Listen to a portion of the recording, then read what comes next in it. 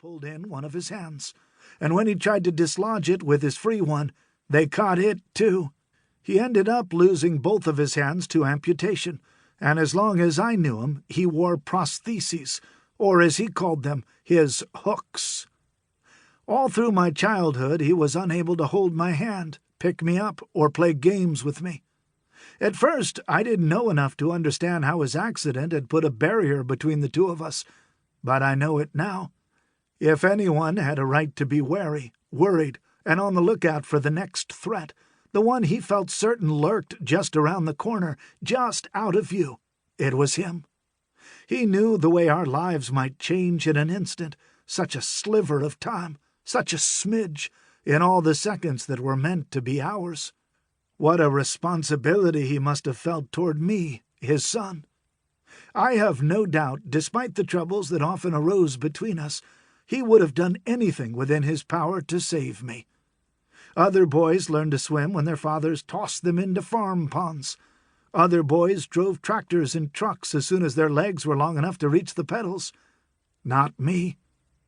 After that day in the cornfield, my father was through with taking chances. My mother, amid the turmoil his anger brought into our home, wanted nothing more, I'm sure of this now, than to live a peaceful life. "Mercy," she often said when something alarmed her. Now I understand that when she said it, she meant it as a prayer. So when I showed my first sign of a sniffle, cough, or stomach ache, off we went to see our family doctor. Doc Stoll terrified me. He was gruff. He jabbed tongue depressors into my mouth and made me gag. He gave me shots that made me wince. He prodded my throat with his thick fingers. He smoked cigars as he tipped back his head to study me through the curling smoke. He wore thick-lensed bifocals, and he was haughty, a word I didn't know then, but had I known it, that's exactly what I would have called him. I don't remember him ever saying a word to me, only to my parents to ask them questions about whatever illness had brought me into his office. He seemed to have a disdain for the infirmities of a boy like me who suffered from tonsillitis and colds and ailments of the stomach. It was the winter of 1962, that golden era of Kennedy vigor, that time of Camelot. I was 6 years old. JFK had stood toe-to-toe with Castro at the Bay of Pigs and kept us from disaster. It was back to the business of touch football games and sailing and golfing and the President's Council on Physical Fitness, whose aim was to make the American people healthier, fitter, and stronger, there on the new frontier. Dallas and Lee Harvey Oswald were over a year in the future. The Gulf of Tonkin incident, which would bring the Vietnam War fully into the national consciousness, was 2 years ahead, as was the summer of 1964 and the race riots of New York, Philadelphia, Chicago, and Jersey City.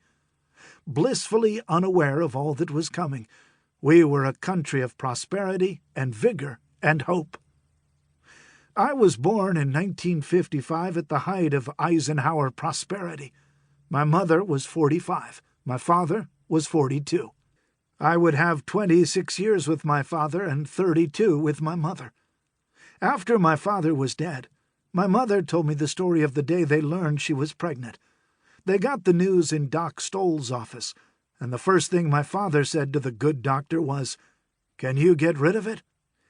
I've written about this moment before, the moment when my father, concerned for my mother's health at that advanced age for childbearing, asked Doc Stoll if he could perform an abortion.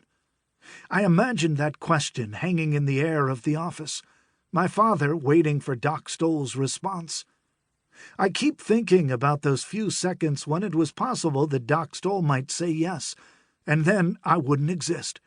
Wouldn't have been the son of Roy and Beulah Martin from rural Route 1, Sumner, Illinois. Wouldn't have had the 64 years I now had to know pleasure and joy and injury and suffering. Wouldn't have had this life. I can't get the thought out of my head that there were those few seconds when it was possible that my parents would have been rid of me. But Doc Stoll said no. No, indeed, he couldn't do that. "This baby," I imagine him saying in his gruff voice, "will get born, and you'll just have to deal with that." I realized